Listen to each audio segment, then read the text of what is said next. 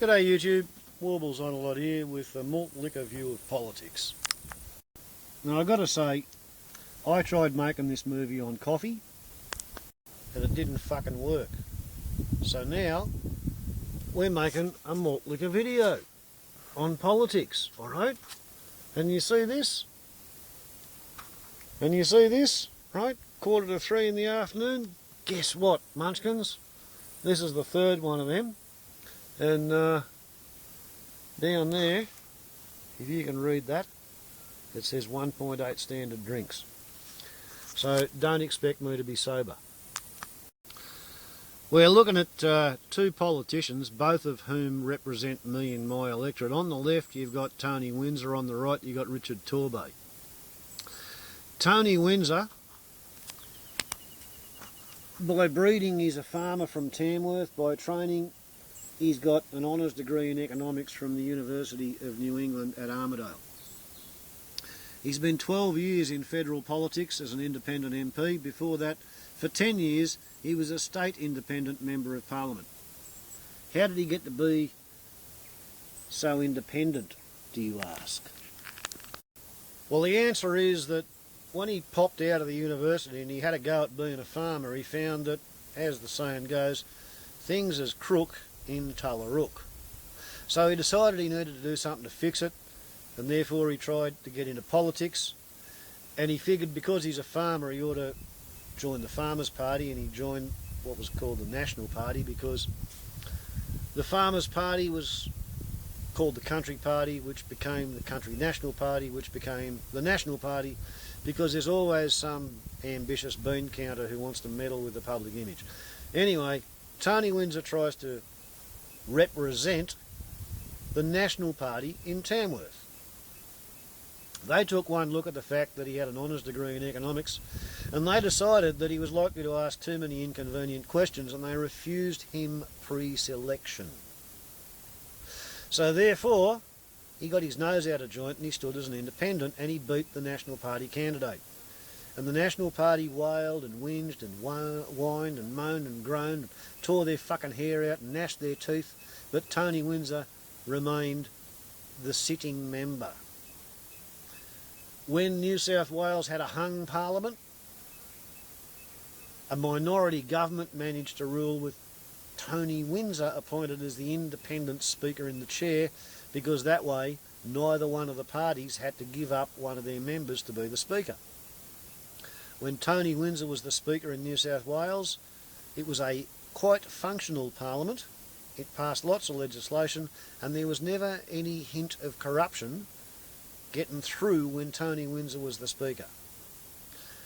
Because he did such a good job there, I think what happened was Bruxner retired. Now, Tim Bruxner had been the National Party member for New England for 27 years or 37 years or something, and before that his father, Colonel Bruxner, had been the member for New England. Tim Bruxner's father, Colonel Bruxner, served in the First World War. My grandfather knew him in France, you know, like the National Party had a fucking stranglehold on this electorate. They could send somebody to Canberra to sleep on the back benches for 20 years at a stretch, and the sheep warriors and the cattle barons and the loggers and the miners would just keep on voting for him because that's the National Party, right? That's how it was.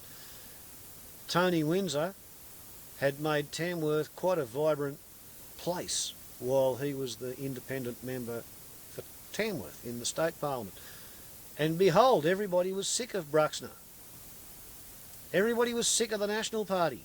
And Tony Windsor was elected in New England, and he's been there for 12 years, right? And he's been wildly popular. He's so wildly popular in the electorate of New England that, as the ABC Radio Current Affairs Politics reporter said before the last election, Tony Windsor would have to be photographed by police raping an underage sheep in the main street of Tamworth at midday before he would not win the next election. Right? That's how popular he was. He could do nearly anything. And he may have slightly overreached his hand, because in that election, of course, he got elected, you know, with the biggest majority of anybody in the history of politics. And Julia Gillard almost got elected as Prime Minister. She'd been appointed as Prime Minister by the right-wing factional hacks of the Federal Australian Labor Party, most of whom had transferred from the right-wing faction of the New South Wales Labor Party, where the right-wing factional hacks had a numbers man called Eddie Obeid, who was the kingmaker who made and broke premiers at will, and who appointed ministers to Parliament to suit himself, right? So basically, the factional illness of New South Wales had made its way all the way to Canberra. Julia Gillard had been appointed, and she didn't quite win the election. She went cap in hand to Tony Windsor and the other independents, and she said, pretty please, vote with me and the Greens, and let me be a minority government Prime Minister. Tony Abbott, the little Dick Budgie smuggling mad monk, the Rhodes Scholar, he also went cap in hand to Tony Windsor. And whereas Julia Gillard said, oh, I'm going to try and do a good job for Australia, Tony Abbott went and said, oh, I really fucking want to be the Prime Minister, man. I've got a burning ambition bigger than Hitler's. I've got to be the Prime Minister. I will do anything for you. I will pork barrel unmercifully in your electorate to your benefit if you will, pretty please. Only make me, Tony Abbott, little Dick Budgie smuggling mad monk, make me the Prime Minister. Whee! And you know what? Tony Windsor saw right through it and said, fuck off, Tony Abbott. It would be dangerous if you were ever to become Prime Minister of Australia. Julia Gillard can have the job, even if she is a weird Welsh woman with a strangely sharp nose, who speaks in a really dull, fucking boring bogan accent, who's never worked except as a Labor Party union lawyer, and is an atheist who lives in sin with her boyfriend who used to be her hairdresser in the lodge. She would make a better Prime Minister than Tony fucking Abbott, the mad monk. Well, there you go. All of a sudden, the right-wing side of politics got their shills, people like Alan Jones, you know, the Nazi fascist from the commercial radio sector of Sydney, to start pretending that there's a permanent protest outside Tony Windsor's office. Yet Tony Windsor says that in the last 3 years, only 3 people have ever had the guts to come up to him and say, gee, Tony, I think you made a mistake. As far as I know, everybody in the state of New England is kind of terrified as to what might happen if Tony Windsor loses the election next time around, because guess who's standing against him?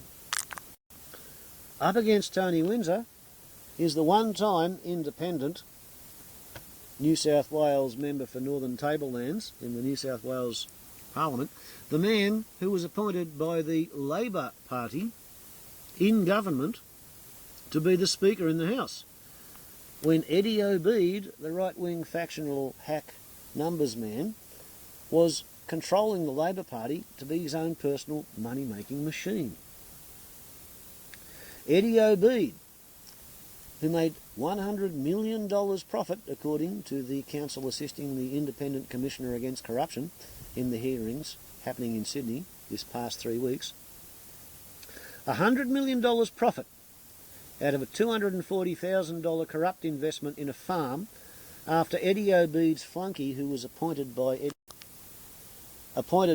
Obeid's Dick Tat to be the Minister for Mines and Energy, marked on a map the limits of the coal seam, which was later to be gazetted as a coal mining tenement, and the map, which was found in Eddie Obeid's family business office, was not only marked with the boundaries of the coal seam, the boundaries of the tenement, the boundaries of the failing farm that was over the top of the coal seam, but also with penciled annotations as to how Eddie Obeid's flunky was to get $4 million personally as a kickback. And Richard Torbay didn't notice any of that corruption happening under his speakership.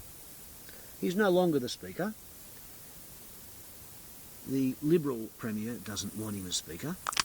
And now that Tony Windsor's support for the Labor government has apparently, according to the right-wing side of politics, put the independent brand of politician into disrepute, the National Party has accepted Richard Torbay's application for membership, and they are financing and bankrolling Richard Torbay's tilt at Tony Windsor's seat. Now, I'm pretty sure I told you that Richard Torbay used to be the Mayor of Armidale before he became an independent Member of Parliament in Sydney. Before he was the Mayor of Armidale, he was the President of the Chamber of Commerce. Before he was the President of Chamber of Commerce, he was a member of the Chamber of Commerce, and he became a member of the Chamber of Commerce because he was the Chief Executive Officer and Managing Director of the Armidale University of New England Student Union. He was never ever a member of the student union. He was always a salaried or paid employee. The reason he was not a member of the union? He had to go to the university as a student to be a member of the student union. My score in the 1978 high school certificate was 256 out of 500. Therefore I matriculated. I could have had free university tuition, because in Australia at that time it was free. These days it's not. You have to pay a tuition fee up front, or you have to incur a HECS debt. If Richard Torbay in his HSC in 1978 had have got at least 250, he would have matriculated. He didn't get into the University of New England. I got into 3 courses there. I didn't go to any of them.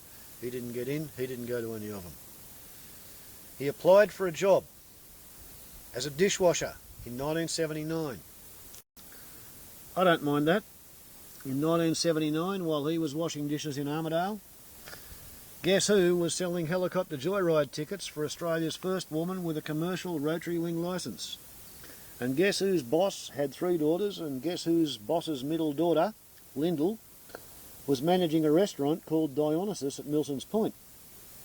And guess who used to sometimes get a phone call urgently because the immigration department had locked up all the Filipinos from the kitchen staff? And therefore, guess who used to drive to Dionysus after a hard day selling helicopter joyrides and have to work washing dishes all night? In 1979, Richard Torbay and I were both washing dishes in restaurants.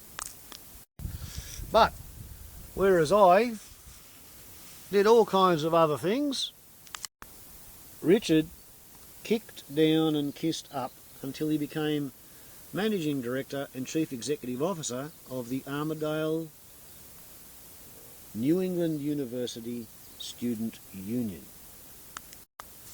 Once he was Managing Director of the Student Union, he went to see the moneylenders, and he said unto the usurers, "Here, regardez-vous, I have a beautiful guaranteed income supply in the form of compulsory levies from students at the university," because in Australia at that time, union membership in the student union was compulsory for anybody attending university.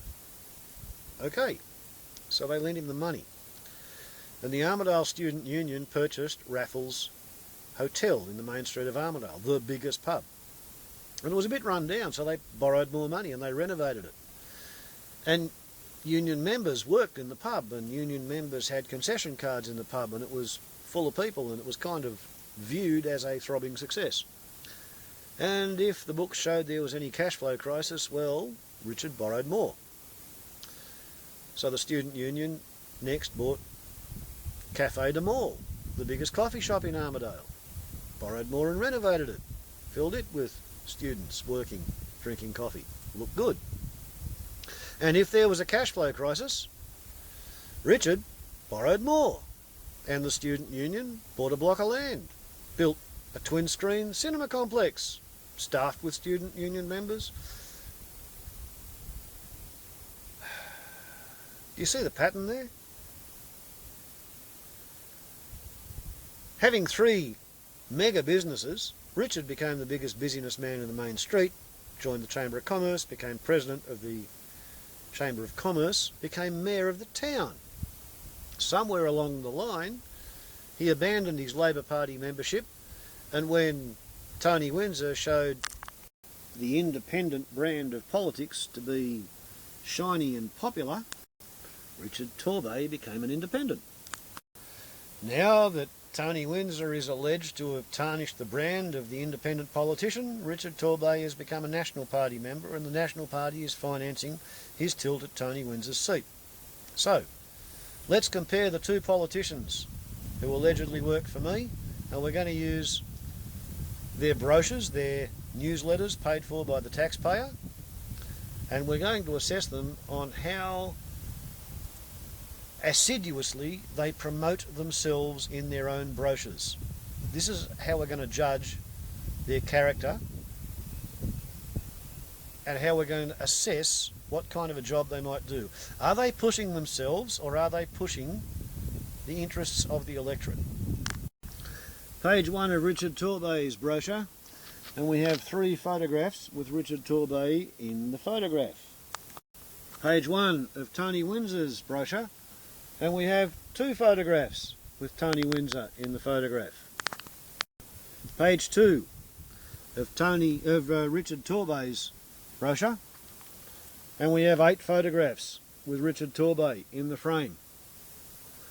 Page 2 of Tony Windsor's brochure, and we have 1 photograph of Tony Windsor, and we have 1 photo of the Northwest Cancer Centre at Tamworth on track for December completion.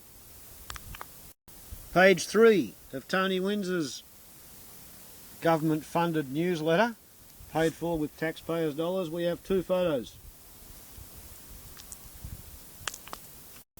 Page 3 of the Ambitious Dishwashers brochure, and we have 8 photographs of Richard Torbay, and 3 of the photographs show him up against people in uniform. One of them sucking up to the gang with the guns,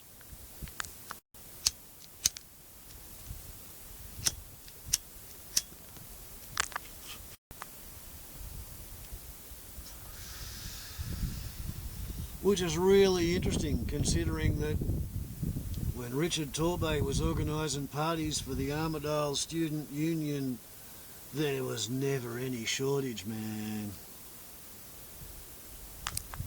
And so, moving on to page 4, we have 1 photograph of Tony Windsor up against 5 photographs of Richard Torbay, the ambitious dishwasher.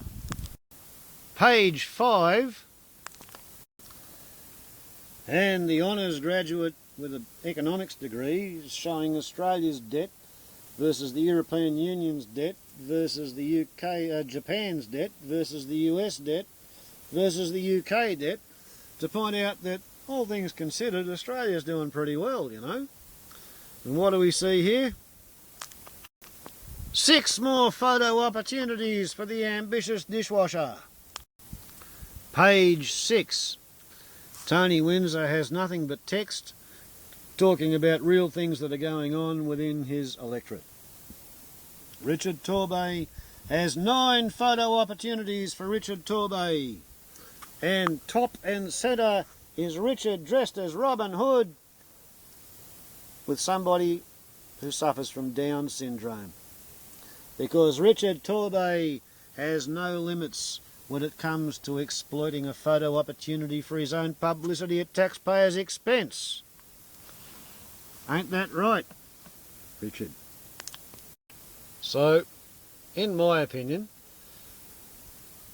Richard Torbay is not fit to take Tony Windsor's electoral seat.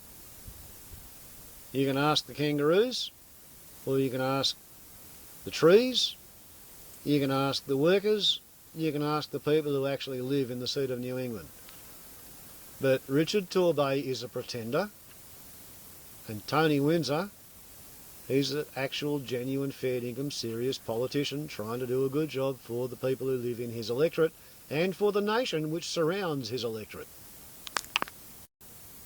For my overseas subscribers, I hope you enjoyed that little window into the intricacies of Australian local, state and federal politics. And for my local subscribers, I hope you pay attention, because for any of you who've got enough intelligence to pour sand out of a boot which has instructions printed on the sole in 6 languages, it's pretty clear that Richard Torbay should lose when he contests against Tony Windsor. Right? Richard Torbay is 6 times, 600% more interested in promoting himself at your expense than Tony Windsor is, and that's been proved by his own work in the brochures. Think about that. Because it's apparently so obvious that even kangaroos can figure it out. Warble's on a lot to YouTube. Ciao.